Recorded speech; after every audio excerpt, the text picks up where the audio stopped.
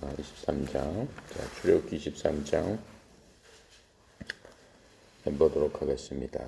계속해서 율법에 대해서 하나님께서 시내산 호렙산에서 모세를 통해서 하나님의 백성들이 사는 법을 알려주고 계시는 겁니다. 이 율법은 이스라엘 백성에 관한 거예요. 이방인 나라한테는 상관이 없는 거예요. 하나님께서 딱 이스라엘 백성만 이렇게 딱 찍어가지고 니네들은 내 백성이니까 내 백성은 내 법을 지켜야 된다라고 하면서 모세를 통해서 십계명을 비롯해서 다른 법들에 대해서 생활법이죠. 매일매일 살아나가는 법에 대해서 이웃에 관해서 또 우리가 생활하면서 관련되는 먹는 문제 또 그다음에 무슨 종에 대한 문제 그다음에 농사에 대한 문제 거기서 발생하는 여러 문제들에 대해서 하나님께서 모세를 통해서 백성들한테 친히 말씀해 주시는 그런 광경을 지금 우리가 보고 있습니다. 자, 23장 1절부터 8절까지 함께 하도록 하겠습니다. 너는 거짓된 풍설을 퍼뜨리지 말며 악인과 연합하여 위증하는 증인이 되지 말며 다수를 따라 악을 행하지 말며 송사에 다수를 따라 부당한 증언을 하지 말며 가난한 자의 송사라고 해서 편벽되이 두둔하지 말지니라. 내가 만일 내 원수의 길 잃은 소나 나귀를 보거든 반드시 그 사람에게로 돌릴지며 내가 만일 너를 미워하는 자의 나귀가 짐을 싣고 엎드러짐을 보거든 그것을 버려두지 말고 그것을 도와 그 짐을 부릴지니라. 너는 가난한 자의 송사라고 정의를 굳게 하지 말며 거짓 일을 멀리하며 무죄한 자와 의로운 자를 죽이지 말라. 나는 악인을 의롭다 하지 아니하겠노라. 너는 뇌물을 받지 말라. 뇌물은 밝은 자의 눈을 어둡게 하고 의로운 자의 말을 굳게 하느니라. 9절 너는 이방 나그네를 압제하지 말라. 너희가 애굽 땅에서 나그네 되었었은즉 나그네 사정을 아느니라. 23장의 그 대략적인 거는 주로 정의에 대해서 말씀을 하고 계세요. 그러니까는 정의의 반대는 불의죠. 불의를 저지르지 말라. 케이스마다 일상생활을 우리가 살면서 닥치게 되는 만나게 되는 많은 일들, 다른 사람들하고 싸우고 다툼이 있을 적에 그런 것들에 대해서 이제 특별히 말씀을 해주고 계십니다. 이제 지금 이것은 십계명에 보면은 9번째 계명을 설명한 것입니다. 9번째 계명이 출애굽기 20장 16절에 보면은 거짓 증거하지 말라라는 거죠. 다른 사람 이웃들에게 거짓 증거하지 말아라라고 하는 겁니다. 즉 재판을 갔을 적에 거짓으로 위증하지 말아라. 잘못 얘기하지 말아라. 그래서 잘못되고 불의한 일을 하지 말고 사람들이 해야 할 것에 대해서 반드시 어떻게 해야 된다라고 말씀을 해주고 계십니다. 이 부분은 레위기 19장 15절부터 16절에서 다시 말씀을 하고 계세요. 레위기 19장 보면은 요 다음이 레위기죠. 19장 15절 16절에 보면은 너는 재판할 때 불의를 행하지 말라. 가난한 자의 편에 들지 말며 세력 있는 자라고 두둔하지 말고 공의로 사람을 재판할지니 너는 내 백성 중에 돌아다니며 사람을 비방하지 말고 내 이웃의 피를 흘려 이익을 도모하지 말라. 나는 주니라. 이렇게 말씀하시면서 이제 레위기에서 이 구절에 대해서 설명을 다시 한번 해주고 계십니다. 자, 그렇게 하시면서 하나님의 백성은 재물이나 부에 대해서 혹은 뇌물을 받고 엉뚱한 사실과 틀린 일을 하면 안 된다라고 말씀하고 계세요. 그 가난한 사람이라고 해서 동정심으로 무조건 그 사람 편 들어도 안 되고 세력 있다고 해서 눌려가지고 또 세력 있는 사람들의 편을 들려서도 안 된다. 있는 사실을 네가 본 대로 그대로 증언해야 될 것이다라고 하나님 말씀하고 계십니다. 그래서 죄 없는 사람은 다른 사람들에 의해서 다른 사람들의 어떤 자신의 이익을 위해서 엉터리로 그 죄를 잇는 그러한 판결을 받게 하는 것이 하나님한테는 죄가 되는 일이다라고 하나님 분명히 말씀해 주고 계세요. 자, 그렇게 하고 모세는 어떻게 했어요? 자신의 적이나 그들의 동물에 대해서도 긍휼을 베풀어야 된다고 얘기했어요. 자신의 적이 곤경에 처했다고 해서 적이니까 내 적이 하고 있는 그 또 동물이 죽어가는 거 보고 그대로 내버려두면 안 된다라고 했어요. 적은 적이고 그런 부분에 있어서는 긍휼을 베풀어서 친절하게 대해줘야 된다라고 말씀을 하고 계세요. 이건 신명기 22장 13절부터 15절에서 또 설명을 해주고 계십니다.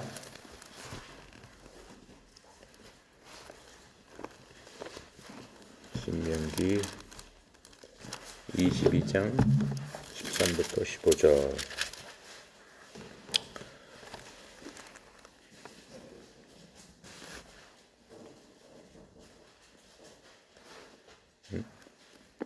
여기 아니네.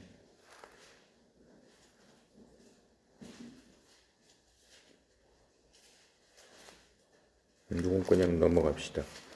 자, 그렇게 해서 우리의 선행은 율법을 지키는 것이고 사랑을 실천하는 거다. 율법을 지킬 뿐만 아니라 사랑을 실천하는 것이 진정되게 하나님을 섬기는 일이다라고 하나님께서 모세를 통해서 말씀을 해주고 계십니다.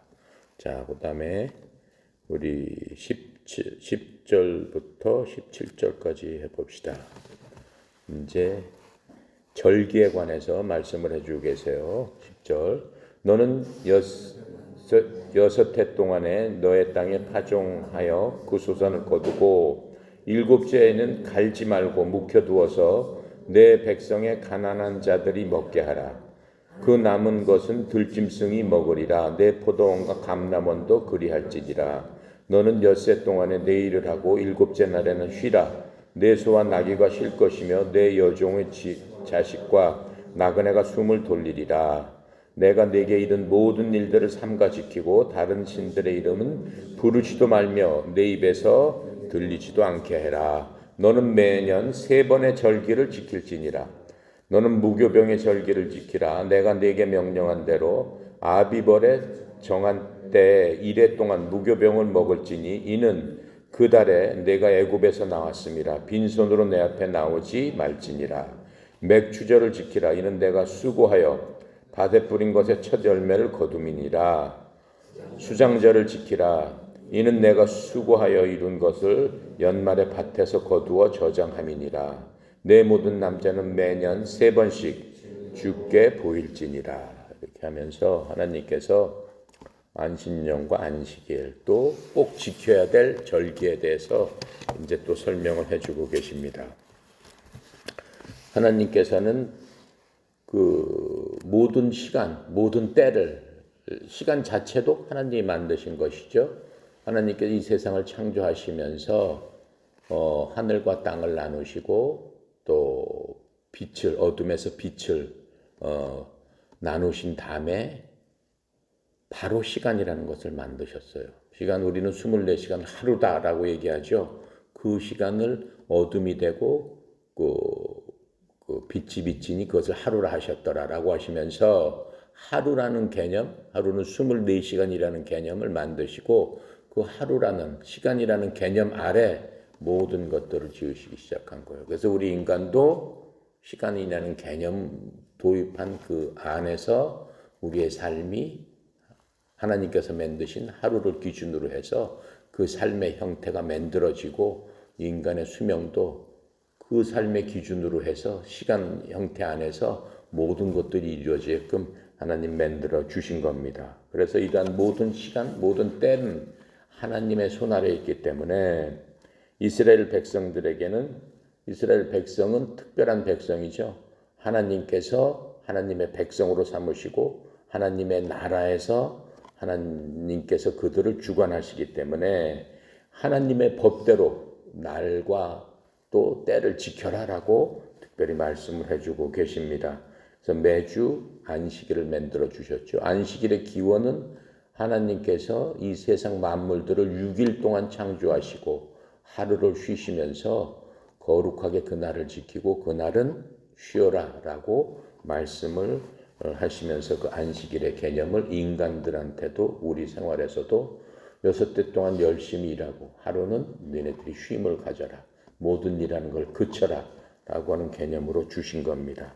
또 해도 6년 동안 쉽게 얘기하면 이 땅에 과수원이나 땅에서 나는 그런 모든 경작물 땅도 7년째는 쉬게끔 해서 안식년을 줘라 라고 얘기를 하고 있어요. 그래서 7년마다 안식년을 제정하셔서 농업에서 경작되는 그 땅도 안식을 할 수 있도록 하나님께서는 마련해 주셨습니다. 그래서 그 기간 동안에는 땅에서 저절로 그냥 내버려둬도 곡식이 자라겠죠. 그러한 작물을 가난한 사람들이 얻을 수 있도록 내버려 두어라 라고 말씀하고 계세요. 이건 레위기서 25장 1절부터 7절에서 다시 한번 말씀을 해주고 계십니다. 볼게요.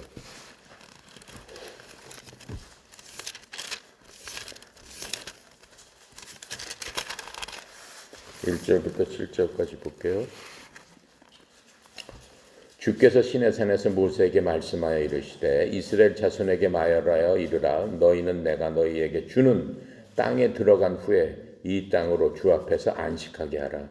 너는 6년 동안 그 밭에 파종하여 6년 동안 그 포도원을 가꾸어 그 소출을 거둘 것이나 7주에는 그 땅이 쉬어 안식하게 할지니 주께 대한 안식이라. 이는 그 밭에 파종하거나 포도원을 가꾸지 말며 내가 거둔 후에 자라난 것들을 거두지 말고 가꾸지 아니한 포도나무가 맺은 열매를 거두지 말라. 이는 땅의 안식년임이니라. 안식년의 소출은 너희가 먹을 것이니 너와 내 남종과 내 여종과 내 품꾼과 너와 함께 거류하는 자들과 내 가축과 내 땅에 있는 들짐승들이 다 그 소출로 먹을 것을 삼을지니라 해서 안식년의 개념을 확실하게 해주신 것들을 우리가 볼 수 있습니다. 자, 그렇게 하고 이제 이스라엘 사람들에게는 6년 동안 경작을 하고 1년을 쉬게 하는 것은 땅을 계속해서 쓰게 되면 땅이 황폐하게 됩니다. 그러니까는 이 생태계에 대한 어떤 그 생태 보존 그런 것도 애당초에 말씀을 해주셨어요. 그러니까는 한 1년을 쉬게 하면은 땅이 황폐해지는 것을 막을 수 있으니까는 1년을 그냥 쉬게끔 내버려 두신 그런 것들을 우리가 또 볼 수가 있죠. 자, 그렇게 하면서 이스라엘 백성이 그들의 땅에 정착하게 됐을 적에는 1년에 3번 함께 예배를 드려라라고 하셨어요. 딱 예배를 꼭 이렇게 그건 꼭 지켜야 된다라고 하셨어요. 절기가 굉장히 많습니다. 그 중에서도 이 3번은 모든 백성들이 함께 드려야 된다라고 했어요. 첫 번째가 6월절입니다. 6월절은 우리가 이미 본 거랑 마찬가지로 하나님께서 이집트에 종된 그 이스라엘 백성들을 이집트로부터 데리고 나오신 그날, 그렇죠? 나오시기 그 전날 한 집에 모여서 양피로 어떻게 해요? 그 문지방 문설주에 다 발라서 죽음을 피해라라고 하는 그날, 그것을 6월절이라고 그랬죠. 담을 넘는 날이다. 뭐가? 죽음의 사자가 그 피를 보고 담을 넘어가는 그날을 6월절이라고 해서 너는 대대로 네 백성들한테 이스라엘 자손들한테 하나님께서 어떻게 속박된 종된 그 삶 가운데서 430년 동안을 종으로 살았던 이 백성들을 한 번에 하루아침에 어떻게 데리고 나오는가를 대대로 기억해라 라는 뜻에서 6월절은 굉장히 중요하고 그 6월절에 해당하는 그 해를 그 원년으로 삼고 그 달을 종교역으로 따져서 1월달로 삼아라라고 말씀을 해주세요. 6월절이.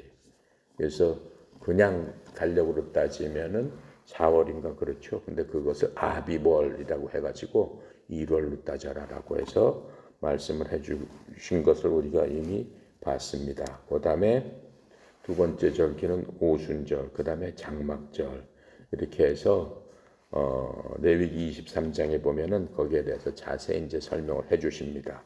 그래서 이 모든 이때는 그 가장 남자가 모든 가족을 데리고 거기에 꼭 참석해야 된다라고 말씀을 해주고 계세요. 19절에 보면은 그렇죠. 자, 그렇게 하고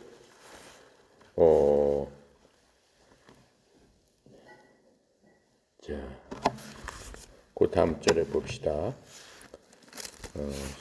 18절부터 우리 19절까지 봅시다. 너는 내 제물의 피를 유교범과 함께 드리지 말며 내 절기 제물의 기름을 아침까지 남겨두지 말지니라. 내 토지에서 처음 거둔 열매 가장 좋은 것을 가져다가 너희 하나님 주께 주의 전에 드릴지니라. 너는 염소 새끼를 그 어미의 젖으로 삼지 말지니라. 좀 우리가 이해 못하는 얘기들이 나오죠.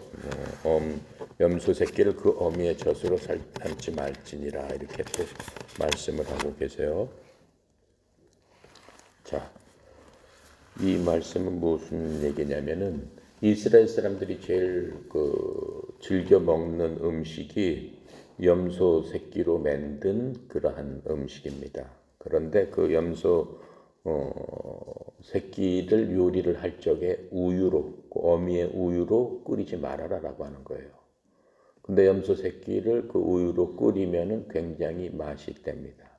맛을 내는 그 비법인데 그렇게 삼지 말라는 그 하나님의 말씀이에요. 그게 무슨 얘기냐면은 이스라엘 사람들은 워낙 그 염소 새끼 고기를 요리를 좋아하니까 그 젖으로 삼게 되면 맛을 더 낼 수가 있지만은 자신의 새끼를 그 어미 젖으로 그렇게 삼는 일은 아주 잔혹한 거잖아요. 잔악한 거잖아요. 그러니까는 만약 인간이 그런 식으로 모든 일들을 처리하게 되면 인간은 어떠한 잔악한 일도 할 수 있다라고 하는 거예요.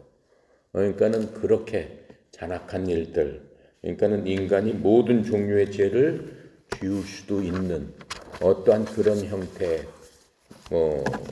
그 일들을 하면 안 된다라고 하나님께서 강력하게 말씀을 하고 계신 거예요. 그러니까 그런 마음의 태도를 보여주는 행동을 하면 안 된다라고 하나님께서 제지를 하고 계시는 겁니다.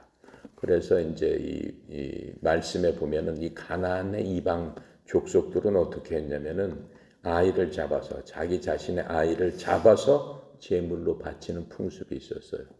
그게 이제 이방 족속들이 자기네 우상들한테 드리는 가장 큰 선물로 그런 식으로 그 이방신한테 그렇게 드리는 풍습이 있었단 말이에요. 이제 그런 것들과 연관시켜서 봤을 적에 절대 그런 짓을 하면 안 된다라고 하는 것들을 하나님께서 말씀을 해주고 계시는 거예요. 그래서 하나님께서는 이스라엘 백성들이 우상 이러한 이스라엘 백성들은 하나님께서 말씀하시는 땅을 가기 위해서는 계속 우상의 땅을 지나갈 수밖에 없어요. 그러면서 이 사람들이 우연중에 우상 숭배하는 그런 것들을 배울까봐 하나님께서는 계속 경계를 하고 계시는 겁니다. 그래서 이스라엘 사람들은 아직까지도 이런 율법에 따라서 유대교의 근본주의자들은 밥을 먹을 적에 고기하고 우유하고 같이 먹지를 않습니다. 그래서 그 풍습은 여기서 나온 거예요. 자, 20절부터 이제 해보도록 합시다.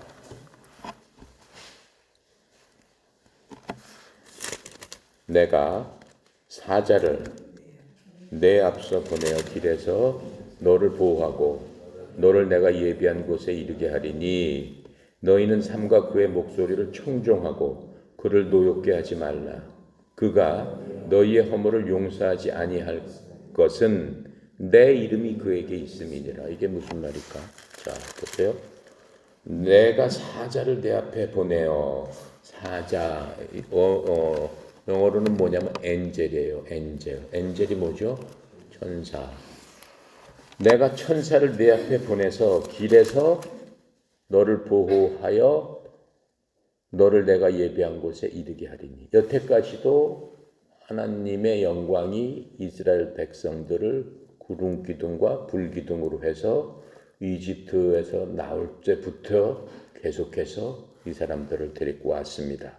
근데 구름기둥과 불기둥에서 인도한 그분이 바로 천사다라고 얘기하는 거예요.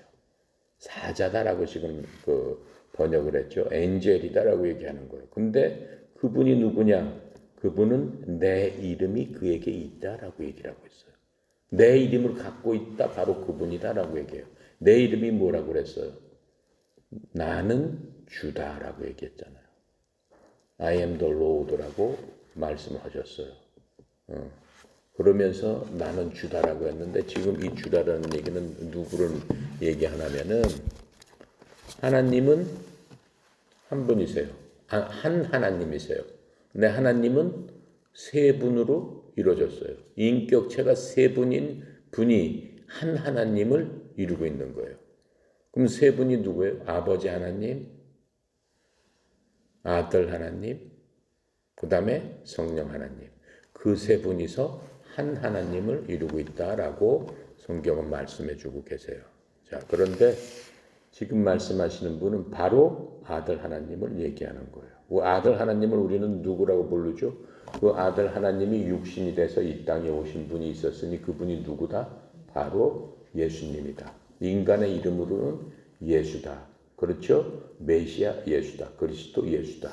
이렇게 우리가 부르고 있죠. 그분이 이때 계셨다라고 말씀을 지금 해주시고 계시는 겁니다. 자, 그래서 이 이스라엘 백성은 지금 이집트에서 나와가지고 위쪽으로 안 가고 밑에 광야 쪽으로 계속 내려가고 있습니다. 광야 쪽으로 내려와서 그 맨 밑에 쪽 어디까지 왔냐면은 시내산 기슭 호렙산에서 지금 하나님을 만나서 모세를 통해서 십계명을 받고 이런 말씀들을 다 받고 있는데 이 시내 광야에서 얼마 동안 머무르게 되냐면 11개월 동안을 여기서 머무르게 됩니다. 그리고 이제 그 다음 목적지 가데스 바네아로 이제 들어가게 되는 그 광경입니다. 이제 그 순간에 이제 하나님께서 말씀을 해주고 계시는 거예요. 그런데 어떻게 돼요? 우리가 이제 나중에 보면 알겠지만은 20세 이상인 사람들 중에서 갈렙과 여호수아만 빼고 모두 광야에서 죽게 됩니다. 왜 그렇게 될까요? 이들이 하나님에 대한 믿음과 그들이 받는 언약에 대해서 어떻게 했어요? 지키지 않았기 때문에 이제 그런 결과를 결론적으로는 우리가 보는 것을 알 수 있습니다. 그래서 20절에 지금 이 엔젤은 하나님의 아들 예수 그리스도를 말씀하고 계시는 거죠. 근데 우리가 생각하기에 하나님의 아들이니까 하나님 아버지의 아들이구나. 그 얘기가 아닙니다. 제가 얘기했죠. 하나님은 아들이 없으신 분이에요. 다 동격이에요. 아들 하나님, 아버지 하나님, 성령 하나님. 파워와 권능과 능력과 다 똑같아요. 누가 위고 누가 아래고 누구에 의해서 뭐 명령을 받고 조정 그런 거 없어요. 그러면 왜 아들이고 아버지냐? 그냥 아버지가 이름이에요. father예요. 그렇죠? 그 다음에 아들은 그냥 son이 그냥 이름이에요. 그러니까 우리가 생각하는 아버지 아들의 관계가 아니에요. 네. 모든 면에서 동등하신 그분이지만 인격적으로 그 다음에 하시는 일들이 맡고 계신 일들이 틀리다 하는 그런 것뿐임을 우리가 기억을 하면은 되겠습니다. 그래서 이제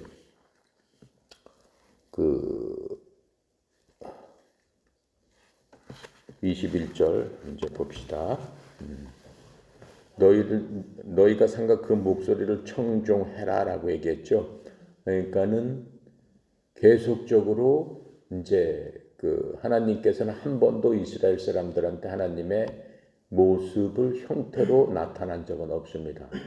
그 어느 누구에게도 여태까지 하나님의 모습을 본 사람은 없어요.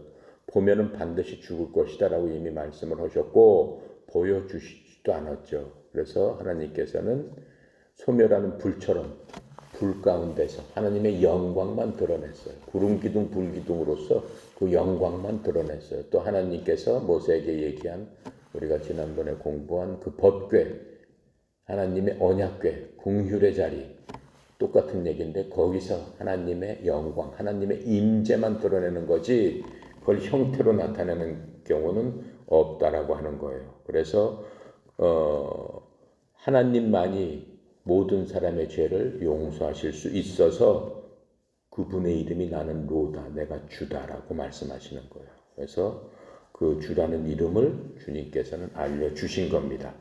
그래서 이제 예수님께서는 구약 때도 그들의 백성들을 위해서 장소를 예비하신 거죠. 그러니까 구둥기둥 불기둥이 머무는 데가 바로 그들이 머물러야 될 장소예요. 거기서 구둥기둥 불기둥이 한 달 동안 머무르면 거기다 장막을 치고 그냥 거기서 있는 거예요. 그리고 또 구둥기둥 불기둥이 움직이게 되면은 그거 보고 움직이고 계속 가는 거예요. 그것을 인도한 분이 예수님이시다, 주다라고 지금 말씀을 하고 계시는 거예요. 그런데 신약 때는 우리를 어떻게 인도하십니까? 우리도 인도하고 계십니까? 하나님의 백성들을 여러분이나 나를 인도하고 계십니까? 인도하고 있다고 말씀을 하고 계세요. 어디서? 요한복음 14장 1절부터 6절 볼게요. 신약입니다. 요한복음 14장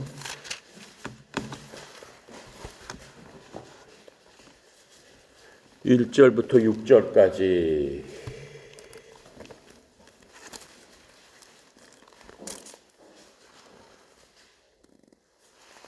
읽어볼게요. 너희는 마음에 근심하지 말라.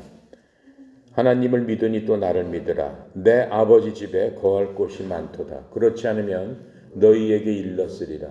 내가 너희를 위하여 거처를 예비하러 가노니 가서 너희를 위하여 거처를 예비하면 내가 다시 와서 너희를 내게로 영접하여 나 있는 곳에 너희도 있게 하리라. 내가 어디로 가는지 그 길을 너희가 아느니라. 도마가 이르되 주여 주께서 어디로 가시는지 우리가 알지 못하거늘 그 길을 어찌 알겠사옵나이까. 예수께서 이르시되 내가 곧 길이요 진리요 생명이니 나로 말미암지 않고는 아버지께 올 자가 없느니라. 그 예수님께서 말씀하시는 거예요. 그러니까 예수님께서 인도를 하시고요. 우리도 지금 예수님께서 친히 인도하시고 계시는 거예요. 우리 이때 사람들은 하나님을 본 거죠. 사람으로 오신 하나님을 본 거예요. 그러니까 인격체로 사람의 모습으로 사람의 형상으로 오신 거예요. 하나님께서. 그분을 우리는 예수님이라고 얘기하는 거예요. 즉 구원자. 예수라는 얘기는 구원자라는 뜻이죠. 예수님이라고 얘기하는데 그분께서 지금 말씀하시는 거예요. 내가 나한테 오는 게 니네들이 갈 길이다 이렇게 말씀하세요. 그러니까 이 땅에 살면서는 예수님께로 가는 게 우리가 가는 길이에요. 구둥과 불기둥으로 인도하는 바로 그것이 예수님 자신이라고 하는 거예요. 그러니까 예수님 따라가야 된다라고 하는 거예요. 그리고 우리가 어떻게 돼? 이 땅에서 육신의 생명이 어떻게 돼? 꺼졌을 적에는 우리가 잠들게 되면은 잠들게 된 다음도 말씀을 하고 계시잖아요. 하나님께서 내가 먼저 가고 예수님께서 이 땅에 육신으로 오셨다가 돌아가시잖아요. 그럼 내가 먼저 간 다음에는 가서 뭘 하러 가셔? 내가 너희를 위해서 나를 믿는 모든 사람들을 위해서 니네들이 머물 거처를 만들러 가신다라고 말씀을 하고 계세요. 그래서 거처가 다 만들어지면은 내가 다시 와서 너희를 내게로 데리고 가리라. 나 있는 곳에 너희도 있게 하리라. 영원히 있게 하리라라고 하는 거예요. 그러니까 영원히 갈 집을 예수님께서 만들어 주시고 우리를 부르시는 오는 그 날이 있다라고 말씀하시는 거예요. 그것을 우린 성경에서는 주님의 재림의 날이다라고 하는 거예요. 재림의 날에 우리를 부르시겠다라고 하고 우리를 어디로 데리고 가시는 거예요? 주님께서 만드신 거처로 데리고 오겠다라고 하시는 거예요. 그럼 이 육신을 가고 우리가 살 동안 재림이 하기 전까지는 우리는 무슨 길을 따라가야 된다는 거예요? 예수님 따라간다는 거죠. 그럼 예수님께서 뭐라고 그래? 내가 길이요 진리요 생명이다 이렇게 말씀하시고 예수님이 길이다라고 하는 거예요. 그럼 예수님 따라가는 게 뭐예요? 예수님이 길이라면은 어떻게 가라는 것이냐? 간단하죠. 예수님의 말씀대로 사는 게 예수님 따라가는 길이다라고 얘기를 하는 거예요.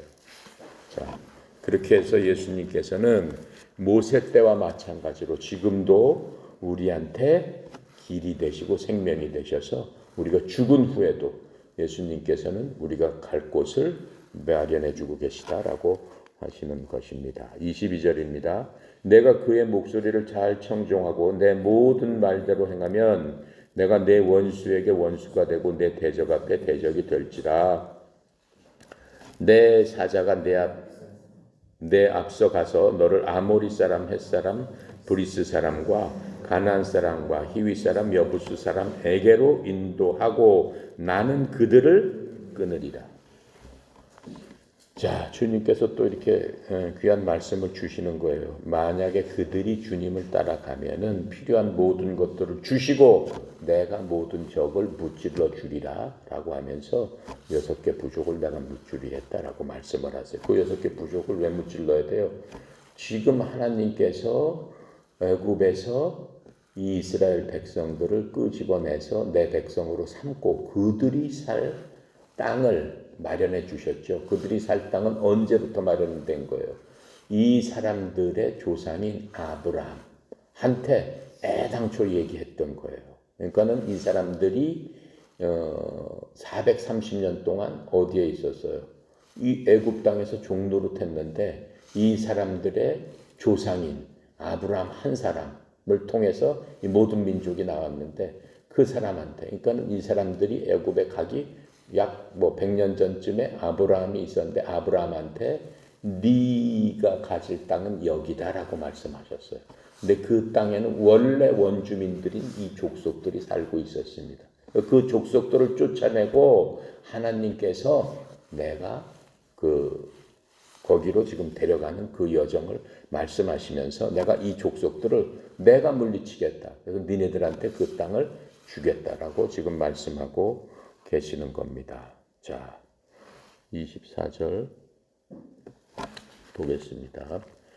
너는 그들의 신을 경배하지 말며 섬기지 말며 그들의 행위를 본받지 말고 그것들을 다 깨뜨리며 그들의 주상을 부수고 25절 내 하나님 주를 섬기라. 그리하면 주께서 너희의 양식과 물과 복을 내리고 너희 중에서 병을 제하리니 내 나라에 낙태하는 자가 없고 임신하지 못하는 자가 없을 것이라.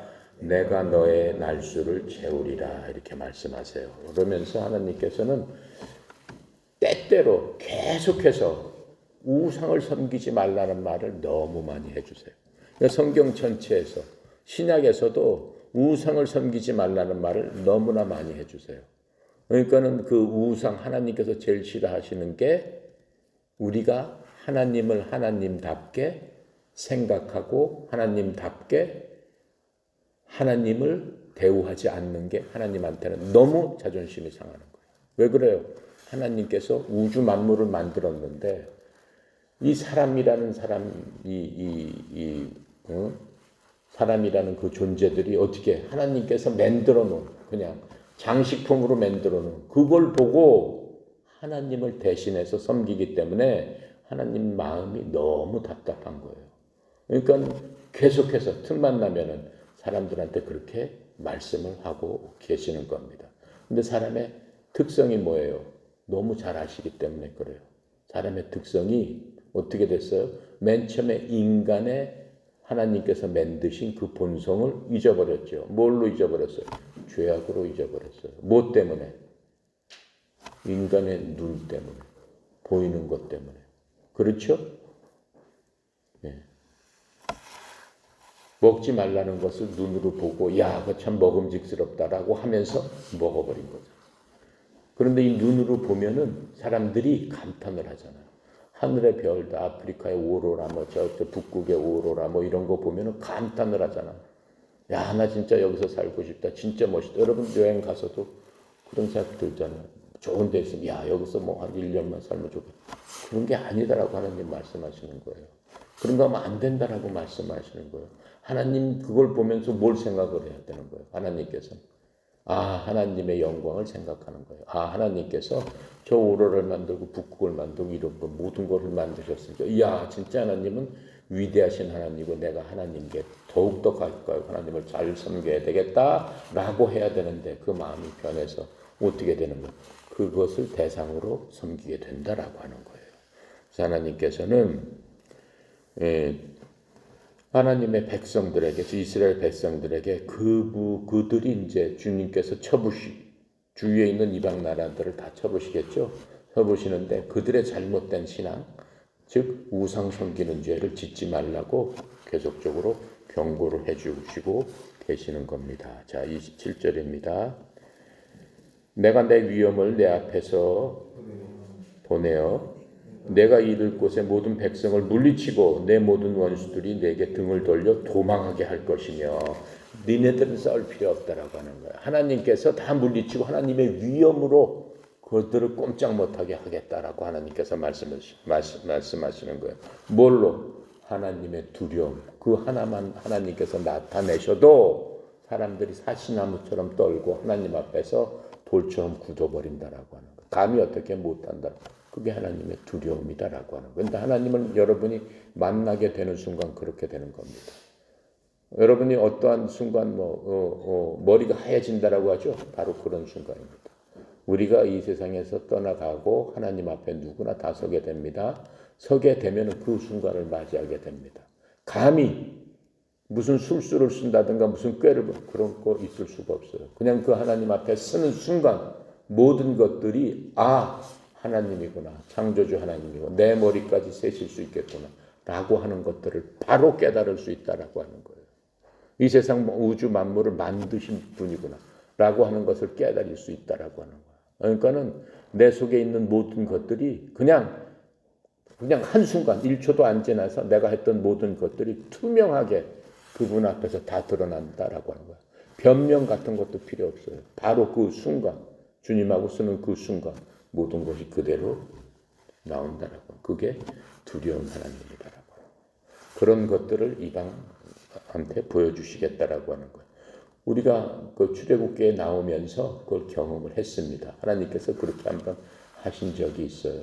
왜 그러냐면은 출애굽기 하면서 이 사람들이 430년 동안 살았지만은 어떠한 사람들이었어요? 그냥 목 축업하는 사람들이었어요. 한 번도 무슨 군사 훈련을 하고 한 사람들이 아니었는데 나오면서 이방 나라들하고 부딪히게 되잖아요. 이방 나라하고 부딪히게 되면서 어떻게 싸울 수가 있겠어요? 그런 사람들하고 오합지졸이 되는 거지. 근데 하나님께서 두렵게 함으로써 그 이방 나라들이 꼼짝 못하게 했어요. 감히 덤비질 못하게 했어요. 왜? 하나님의 두려움을 그들에게 바로 보여주신 거예요. 그게 어디서 있어요? 출애굽기 우리가 봐온 거예요. 15장 13절부터 16절에 보면은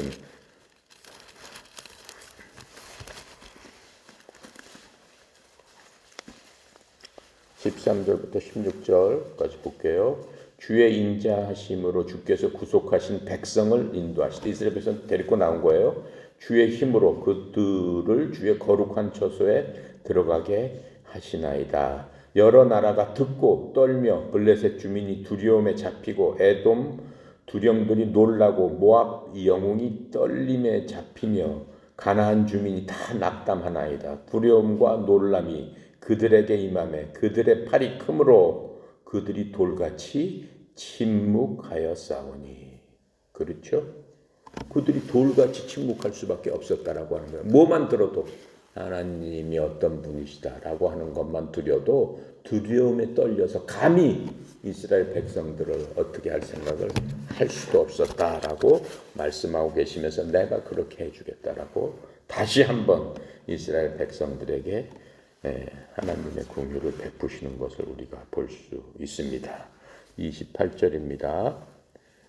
내가 왕벌을 내 앞에 보내리니 그 벌이 히위 족속과 가나안 족속과 헷 족속을 내 앞에서 쫓아내리라. 느닷없이 무슨 왕벌이 나옵니까? 왜 왕벌을 갖다 얘기하고 있냐면은 이 왕벌 말하자면 말벌 같은 거예요. 이 동방 사람들한테는 곤충 중에서 왕벌, 이 왕벌을 섬기는 어떤 그런 걸로서 생각을 했어요. 신명기 7장 20절이나 여호수아 24장 12절에 보면 왕벌에 대한 얘기가 나와요. 왜냐하면 그쪽 사람들이 왕벌을 갖다가 무슨 신령한 것으로 생겼기 때문에 그래요. 우리가 이집트에서도 봤죠. 이집트에서는 뭐가 있었어요? 파리가 신 중에 하나예요. 파리 대왕. 그리고 파리를 섬겼어요. 근데 하나님께서 어떻게 박살을 다 내버리시잖아요. 그건 다 헛것이다라고 하는 것을 보여주시는 거예요. 그러니까 그 왕벌, 니네들이 섬기는 그걸 통해서 니네들을 바로 멸하게 해버리겠다라고 하나님 말씀하시죠. 그거 다 내가 만든 건데 하나님 그렇게 말씀하고 계시는 거예요. 자,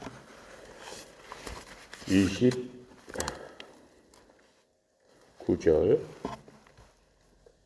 그러나 그 땅이 황폐하게 되므로 들짐승이 번성하여 너희를 해할까 하여 1년 안에는 그들을 내 앞에서 쫓아내지 아니하고.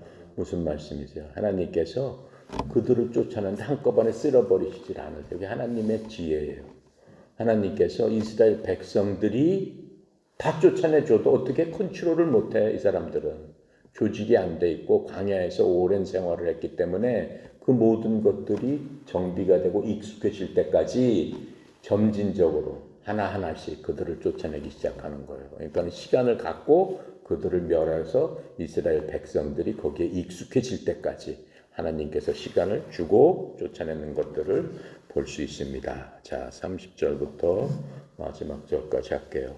내가 번성하여 그 땅을 기업으로 얻을 때까지 내가 그들을 내 앞에서 조금씩 쫓아내리라. 내가 내 경계를 홍해에서부터 블레셋 바다까지 광야에서부터 강까지 정하고 그 땅의 주민을 내 손에 넘기리니 내가 그들을 내 앞에서 쫓아낼지라. 너는 그들과 그들의 신들과 언약하지 말라. 그들이 내 땅에 머무르지 못할 것은 그들이 너를 내게 범죄하게 할까 두려움이라. 내가 그 신들을 섬기면 그것이 너의 올무가 되리라. 이렇게 말씀하시면서 어떻게 해요?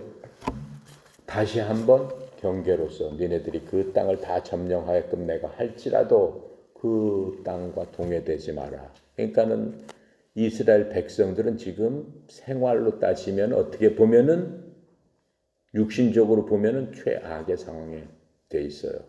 40년 동안을 광야에서 돌아다니면서 무슨 빨래를 제대로 할 수 있겠어요? 무슨 옷을 제대로 어떻게 해 입을 수 있겠어요? 하나님께서 옷이 헤어지지 않게 해주시고 신발이 헤어지지 않게 하나님께서 이들에게 복을 베풀어 주신 거예요. 그 40년 동안 그 모든 것, 먹는 것, 자는 것, 입는 것부터 인생에 필요한 모든 것들을 그때마다 하나님께서 공급을 해주시는 거예요.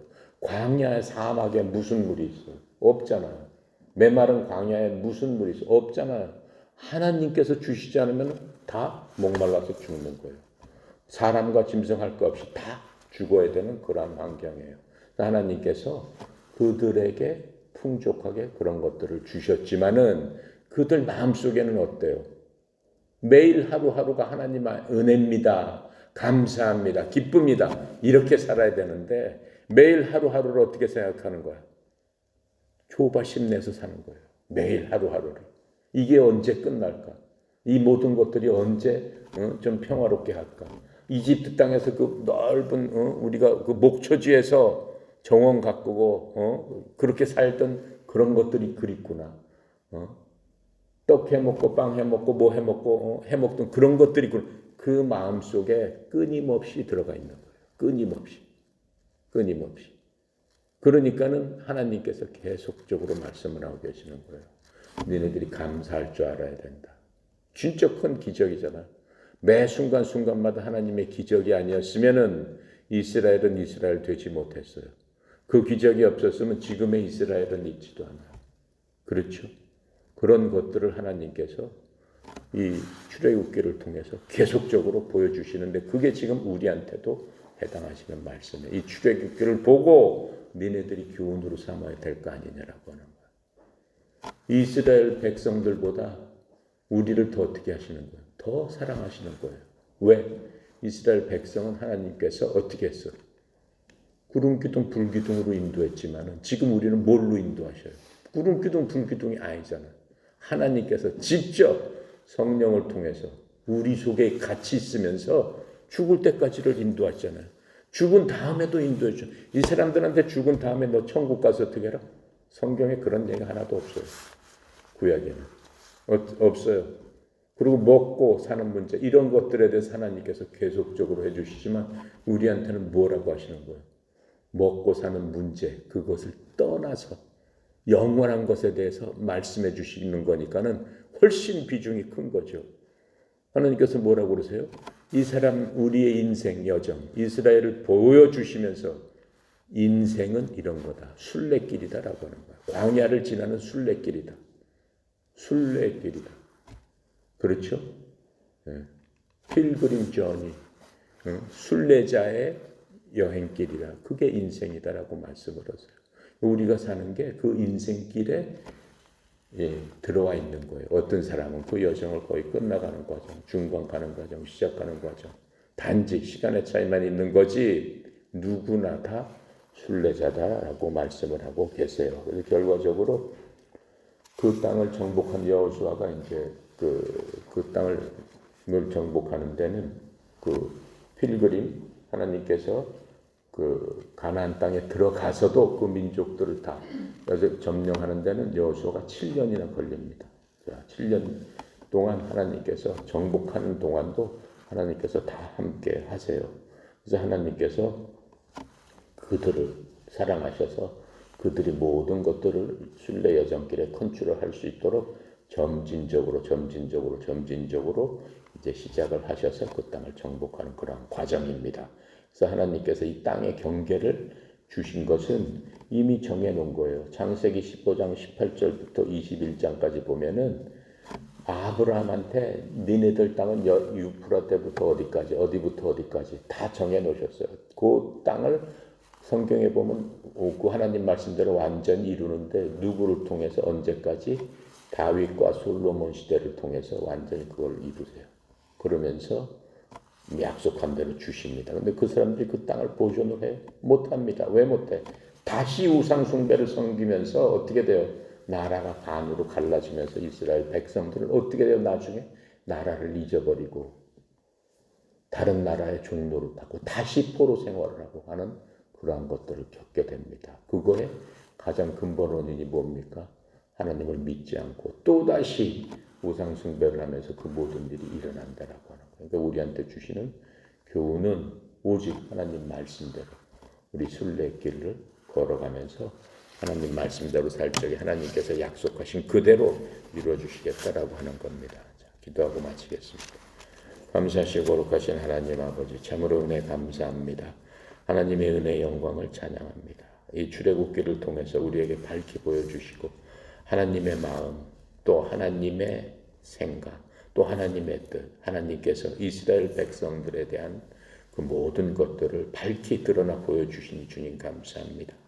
사랑하는 하나님의 백성들에게 지혜와 계시의 영을 부어주셔서 하나님을 알 때 하나님의 깊은 것까지 알 수 있는 그러한 지혜를 저희들에게 허락하여 주셔서 하나님을 더욱더 잘 섬기고 하나님의 품 안에서 하나님 부르시는 영원한 본향을 향해서 순례의 길을 잘 갈 수 있고 하나님을 잘 섬길 수 있는 저희 모두 되도록 주여 축복하여 주시옵소서. 특별히 전 세계가 역병으로 인하여 어려운 이때 그래도 하나님 말씀으로 위로해 주시고 힘 주시니 주님 감사합니다. 특별히 사랑하는 우리 여러분 협회 모든 식구들 주여 축복하여 주시옵소서. 선수들, 교육생, 지도자, 또 지부장들, 또 우리 모든 협회원들 하나님의 은혜 가운데 하나님을 찬양하며 말씀 따라 살 적에 주께서 예비하신 그곳을 향해 전진할 때 조금도 피곤치 않는 저희들 되도록 주여 도와주시옵소서. 특별히 이 세상 살면서 여러 가지로 많은 일들 만나지만 그 일들도 주의 은혜 가운데 형통의 복으로 복 내려 주시옵소서. 특별히 성령 이사장님 협회를 이끌고 나갈 적에 여호수아 모세처럼 하나님께서 주시는 힘과 또 능력과 하나님께서 주시는 그 지혜를 통해서 오직 주를 기쁘게 함으로 말미암아 모든 회원들을 형통의 복으로 이끌 수 있도록 복의 통로가 될 수 있도록 주님께서 영육간의 강건함을 허락하여 주시옵소서. 오늘도 모두 것 주께 의탁드립니다. 감사드리며 예수 그리스도 이름으로 기도드렸습니다. 아멘.